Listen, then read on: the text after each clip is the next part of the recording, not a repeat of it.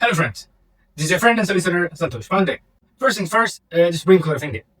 There have been a few updates. Firstly, the Supreme Court has said that sending farmers to jail for stubble burning would actually send the right message. They said that the farmers actually reside in our hearts, but it shouldn't mean that they are immune. It is essentially trying to send a message to the farming community, to bread providers, that the stubble burning eventually leads to a lot of ruckus during the winter season, especially in northern part of India and in the place where I'm residing at the moment. So in the interest of health, safety and security for everyone, it would be beneficial if the stubble burning does not happen.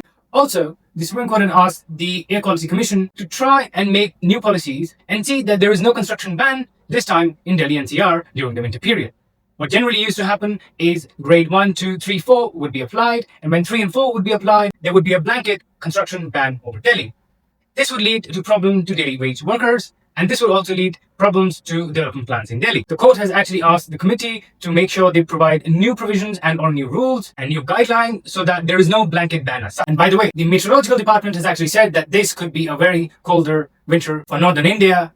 So let's wait and watch. Another interesting news coming out is there is a very good chance that by the end of this year or probably by next year, we could see the whole amalgamation of land records, which are actually under the state, could be centralized in some sort of a digitized system. Right now, the old land records are actually lying in some old dusty file in some old tehsildar's room. The government is actually trying to digitize all of that to create a centralized system which is accessible by all the departments. This, I think, would be a beneficial move, so that the land records can easily be accessed by multiple departments and by the consumer. The European Union has actually said that they would like to extend their partnership with India, and as you people might know, we are still in trade negotiations with them. We have finalized a trade agreement with the UK. We still are waiting for a proper agreement with the EU. That would be so beneficial for all my people staying in the EU and in India. It would be good for business. It would be good for travel. Interestingly, our neighbor has actually signed a pact with Saudi Arabia. The pact essentially says that an attack on our neighbor would be considered an attack on Saudi Arabia. Let's see what the ME has to respond to this. In a recent judgment, the High Court has also said that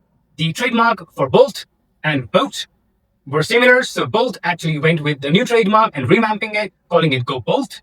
And the High Court has said that that is perfectly fine. We can see in our lives that trademarks are actually very important and they could be multi-million-dollar cases for that. It is always essential, if you want to get your trademarks, please do get them registered. Related to this, I actually got a query where a gentleman wanted to know if an Indian trademark is valid in the EU. Trademarks are generally limited to the territory where they're registered. It is always better either to apply under the Madrid Protocol, where you essentially get the whole of the globe, or you apply as is basis, depending on which countries you're working in or in which country your market is. Because I'm a solicitor, I do advise clients in the UK and I do a lot of international work. So we help out in getting trademarks and or oppositions and other things in different parts of the OECD world. Thank you very much for watching and keep watching for more.